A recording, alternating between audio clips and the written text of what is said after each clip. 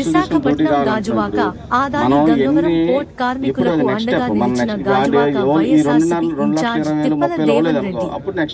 Visakhapatnam Gajuwaka Adani Gangavaram port కార్మికులకు అండగా నిలిచిన గాజువాక వైఎస్ఆర్సీపీ ఇన్ఛార్జ్ తిప్పల దేవన్ రెడ్డి. విశాఖపట్నం గాజువాక ఆదాని గంగవరం పోర్ట్ కార్మికులకు అండగా నిలిచిన గాజువాక వైఎస్ఆర్సీపీ ఇన్ఛార్జ్ తిప్పల దేవన్ రెడ్డి. విశాఖపట్నం గాజువాక ఆదాని గంగవరం పోర్ట్ కార్మికులకు అండగా నిలిచిన గాజువాక వైఎస్ఆర్సీపీ ఇన్ఛార్జ్ తిప్పల దేవన్ రెడ్డి. కలెక్టర్ గారు ఒప్పందంలో ఉన్నటువంటి వాళ్ళు అడుగుతున్నారు. ఆ ఒప్పందాన్ని వైలేట్ చేయకుండా దాన్ని సిన్సియర్గా మరి ఈ యొక్క సమస్యని పరిష్కరించి ఎక్కువ టైం లేకుండా క్లోజ్ చేయాలని మేము ఇక్కడ రావడం జరిగింది. ఎందుకంటే ఎటువంటి ఈ ఏరియాలో ప్రాబ్లమ్స్ రాకూడదు.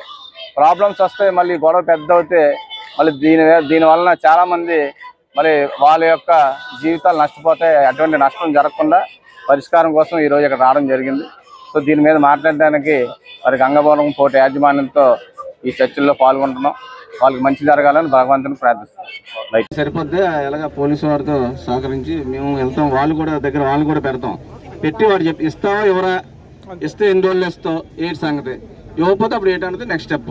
ఓకే, 10 లక్షలు తీసుకుని డ్యూటీ కావాలంటున్నాం. ఇప్పుడు మనం ఇప్పుడు అది నెక్స్ట్ స్టెప్. మనం నెక్స్ట్ ఈ 2,20,000 30,000 అవ్వలేదు అనుకో, అప్పుడు నెక్స్ట్ అది మాట్లాడదాం మీ అందరం కూర్చొని. ఇప్పుడు మనం ఈరోజు మీ కమిటీ పోతే 2-3 రండి పెద్ద మనుషులు, మేము 2-3 వస్తాం. ఎవరో ఇక్కడే గాజువాక నుంచి లీడర్లు ఎవరు కనబట్టలేదు, మిగతా పార్టీ ఎవడేం కనబట్టలేదు. ఎక్కడైనా అందరూ ఇస్తారు ఎవరా అని అడుగుతాం. అందుకని మాకు మళ్ళీ అహ్మదాబాద్ ఫోన్ చేసుకుని అడుగుతాం. అలాగంటే ఒప్పుకోం. వీళ్ళు అడుగుతాం, మీరు ఇచ్చిన హామీ 25 లక్షలు ఇస్తా అన్నారు, ఈ రోజు ఇస్తారా రేపు ఇస్తారా?